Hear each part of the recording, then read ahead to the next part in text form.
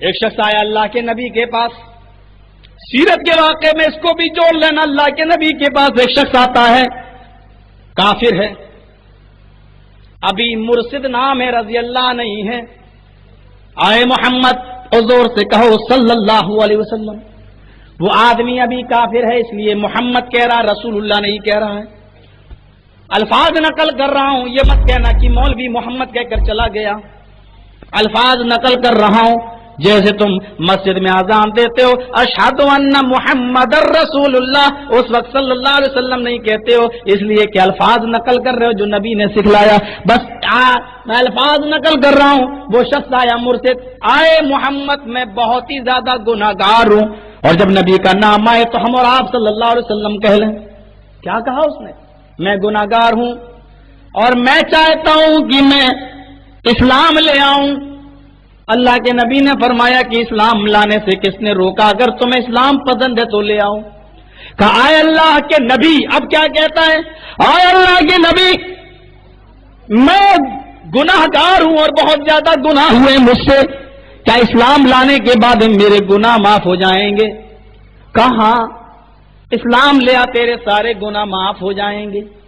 کہا اللہ کے نبی پھر سوچ لیجئے، میرے گناہ اتنے زیادہ ہیں کہ سمندر کے پانی کے قطرے کیے جائیں تو اس کے قطرے، اس کی بوندیں تو گنی جا سکتی ہیں، لیکن میرے گناہ نہیں گنے جا سکتے، یعنی اس سے بھی زیادہ۔ اللہ کے نبی فرماتے ہیں ان الاسلام یہدم ما کان قبلا، اسلام لے آ تیرے سارے گناہ معاف ہو جائیں گے، چاہے وہ سمندر کی جھاگ و قطروں کے برابر ہی کیوں نہ ہو۔ اس نے فوراً کلمہ پڑھا، اشہد ان لا الہ الا اللہ واشہد ان محمدن عبدہ ورسولہ۔ اللہ کے نبی فرماتے ہیں آئے مرشد، اس وقت تم گناہوں سے بالکل ایسے پاک و صاف ہو گئے ہو جیسے کہ ابھی تم اپنی ماں کے پیٹ سے جنم لیے ہو، جیسے کہ تم آج ہی ماں کے پیٹ سے پیدا ہوئے ہو۔ کہا ٹھیک ہے۔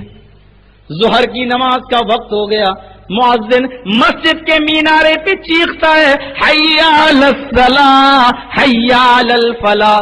مرشد ابن ابی مرشد مسجد میں وضو بنا رہے ہیں، نماز کی تیاری کر رہے ہیں، صحابہ کو دیکھ دیکھ کے نماز پڑھ رہے ہیں۔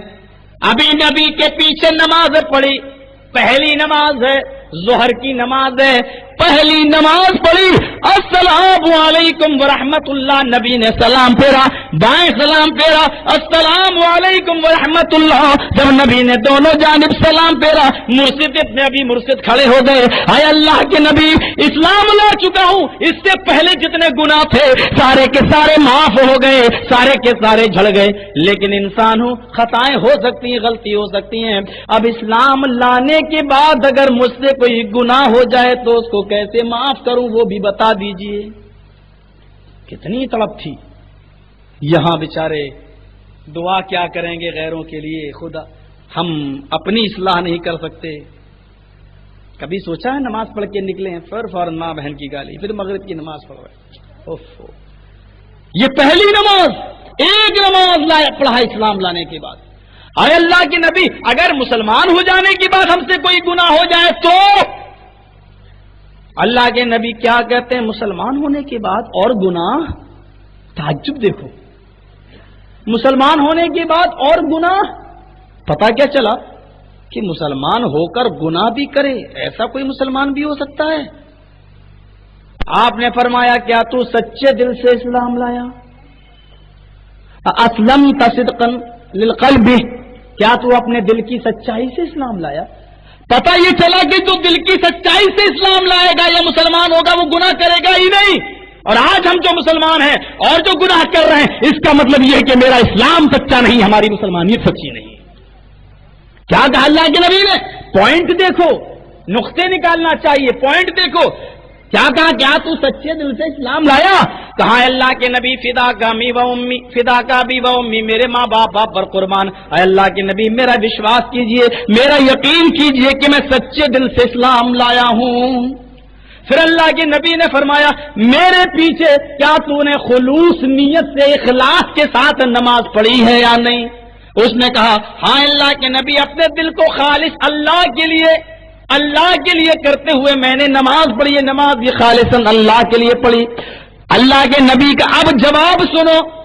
آئے مرشد ابن ابی مرشد، اگر تم اسلام سچے دل سے لائے ہو، اگر تم اسلام سچے دل سے لائے ہو، اور اگر تم میرے پیچھے نماز بھی خلوص نیت اور سچے دل سے پڑھے ہو، اگر یہ دو کام تم نے سچے دل سے کیے تو آئے مرشد کان کے پردے کھولو اور سنو کہ جو آدمی سچے دل سے اسلام لایا اور خلوص نیت سے میرے پیچھے اس نے نماز پڑھی تو اللہ اس کو گناہ کی کوئی توفیق ہی نہیں دے گا. آئے مرشد اگر تمہارا اسلام سچا ہے اور نماز سچی ہے تو گناہ کی توفیق نہیں ہوگی، جاؤ یہاں سے. مرشد ابن ابی مرشد کہتے ہیں جاؤں کہاں اللہ کے نبی، اسلام لایا ہوں، آپ کے پیروں کی جوتے سنبھالنے کی ڈیوٹی دے دیجیے. بادشاہ تھا اور عیش و آرام سے رہتا تھا وہ الگ بات ہے، لیکن اسلام لانے کے بعد تو میں آپ کا غلام بن گیا ہوں. کہا اگر مجھے گناہ کی توفیق نہیں ہوگی تو اے اللہ کے نبی میری ڈیوٹی لگا دیجئے. کہا کیسی ڈیوٹی؟ کہا اللہ کے نبی مجھے کوئی حلال کام بتا دیجئے کہ میں روزی روٹی کماؤں، مجھے کوئی کام بتا دو کہ میں کیا کام کروں. اللہ کے نبی نے پوچھا اس سے پہلے جب کافر تھے تو کیا کام کرتے تھے؟ ذرا غور کیجئے گا، نبی کا اسلوب بھی دیکھیے، کیا کام کرتے تھے اس سے پہلے. ارے آج کام کے بارے میں پوچھ رہے، پہلے والا کام بتاؤ کیا کام تھا تمہارا؟ اگر وہ جائز کام ہوگا تو وہی کام کرو، اگر حرام کام ہوگا تو میں منع کر دوں گا.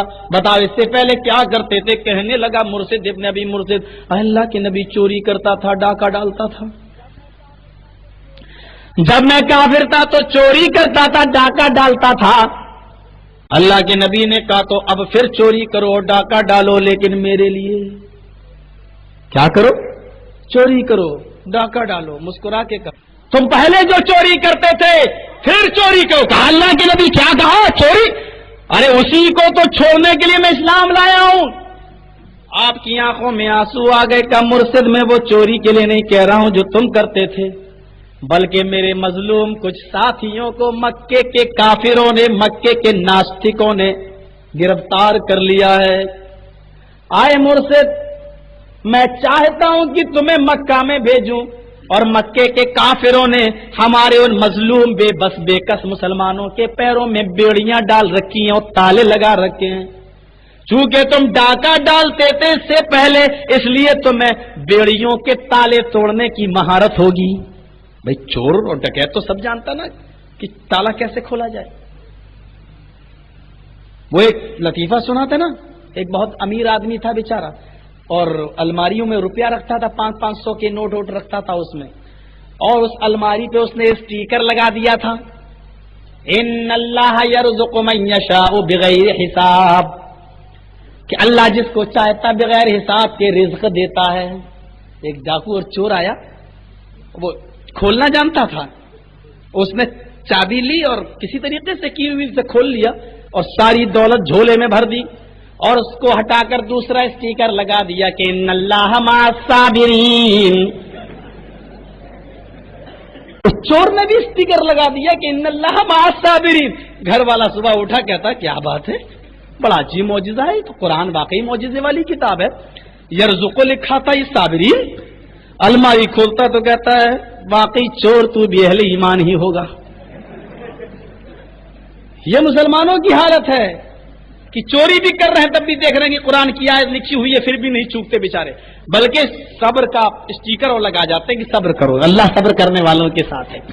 وہی معاملہ مرشد اپنے ابھی مرشد سے کہا کیا ہے مرشد، جاؤ تم تالا توڑنے میں ماہر ہو، رات کی تاریکی میں دیوار پہ چڑھنا اور چھلانگ لگانا، ان بیڑیوں کے تالوں کو توڑنا اور مظلوم صحابیوں کو ان کی قید سے چھڑا کے لانا، یہ میرے لیے ڈکیتی ڈالو.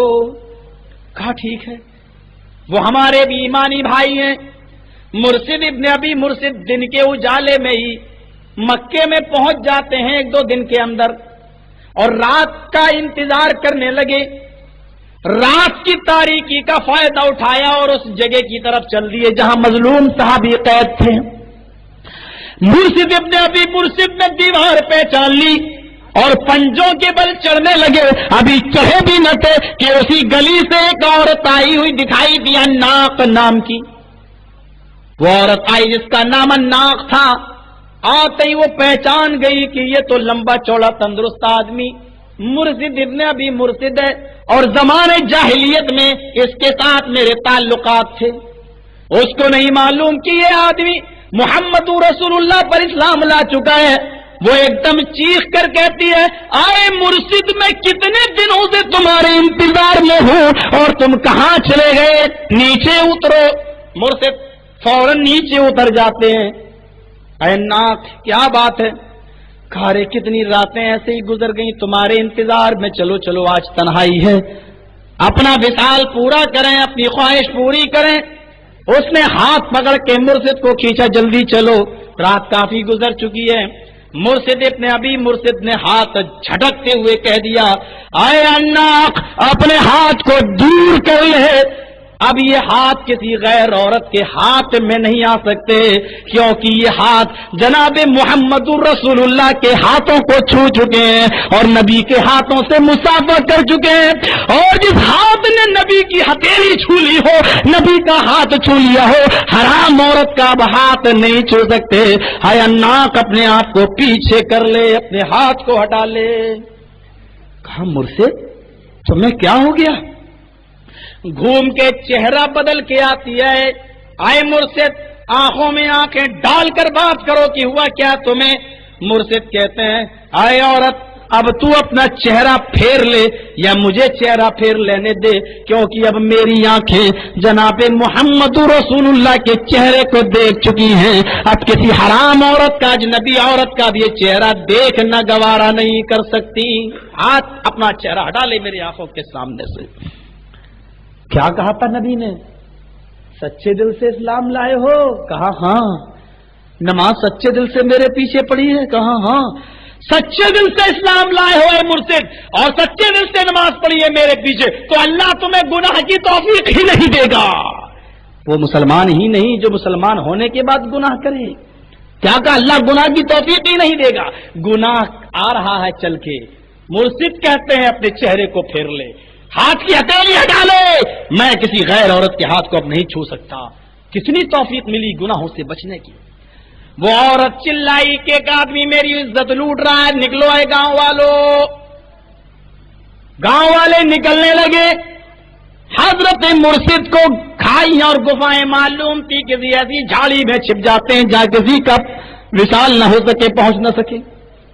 آئے بیچارے 2-4 گھنٹے ڈھونڈ ڈھانڈ کے تلاش کر کے چلے گئے، جب نہیں ملے یہ بھی چلی گئی. پھر موقع کا فائدہ اٹھایا، پھر انگوٹھے کے بل، پنجوں کے بل چڑھے، کود گئے، تالا توڑا، کچھ صحابہ کو نکالنے میں کامیاب ہوئے اور لے کر اللہ کے نبی کی خدمت میں حاضر ہوئے. میرے بھائیوں، میں اس واقعے کو بتانے کا، بیان کرنے کا میرا مقصد یہ تھا کہ نبی اکرم نے مسلمان کی ایک پہچان یہ بتائی ہے، جو صدق دل سے اسلام لایا ہے، جو سچے دل سے نماز پڑھتا ہے خشوع اور خضوع کے ساتھ، اس آدمی کو گناہ کی توفیق ہی نہیں ہوگی. اور اس کی تائید ہمیں قرآن کی آیت سے ملتی ہے، اتل ما اوحی الیک من الکتاب. اے نبی آپ اس کتاب کی تلاوت کیجیے جو آپ کی طرف نازل کی گئی، واقم الصلاۃ اور نماز قائم کیجیے. ان الصلاۃ تنہی عن الفحشاء والمنکر. نماز انسانوں کو بے شرمی اور برے کاموں سے، بے حیائی کے کاموں سے روک دیتی ہے. نماز انسانوں کو بے شرمی اور بے حیائی کے کاموں سے روک دیتی ہے. یہ بھی آج کوئی نماز ہے کہ نماز بھی پڑھو، بیئر بار میں بھی جاؤ، نماز بھی پڑھو، شراب کے گھونٹ بھی چڑھاؤ، نماز بھی پڑھو، بیئر کے جام بھی پیو، نماز بھی پڑھو، شطرنج بھی کھیلو، نماز بھی پڑھو، کیرم بورڈ بھی کھیلو، نماز بھی پڑھو اور چکم پور یا لیڈو بھی کھیلو. کیا تمہیں معلوم ہے کہ اللہ کے نبی نے شطرنج کے حکم میں سارے کھیلوں کو جوڑ دیا ہے؟ اس قسم کے جو چیز بیٹھ کے کھیلی جائے اور جس سے ناقل اور جسم کو کوئی فائدہ نہ پہنچے. سنو، شطرنج کا نام لیا اور علماء کا فتویٰ کہ شطرنج کے اندر کیرم بورڈ بھی آ گیا، شطرنج کے اندر لیڈو بھی آ گیا، اور وہ کھیل جو لاٹھی سے لکڑی سے لے کر جو کھیلا جاتا ہے، جو اتنا بڑا کیا ہوتا ہے گیند بال سی جو ہوتی ہے، جو ایک سوراخ میں ڈالی جاتی ہے لکڑی کے ذریعے، اس کو آپ کے ہاں کیا بولتے ہیں، وہ کھیل بھی اسی شطرنج کے حکم میں۔ پھر اللہ کے نبی نے ان تمام کھیلوں کو ساتھ شطرنج کا لفظ استعمال کر کے فتویٰ دیا، کس نے؟ مدنی کریم نے۔ محمد